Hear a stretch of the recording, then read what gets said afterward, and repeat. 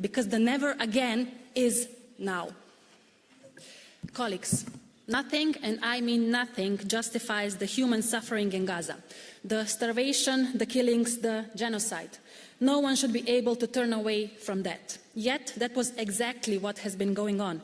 In the world, in Europe, in this house, the majority stood by while the situation in Palestine got worse and worse and worse.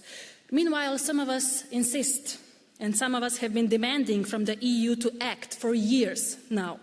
Today, I can finally say our pressure was not for completely nothing. The EU will review its association agreement with Israel. In my opinion, there is nothing to review. Israel is in clear violation of Article 2, so the only thing to do is to suspend the agreement. However, the intention at least is a good political signal, a signal that will sadly have no impact on the people in Gaza.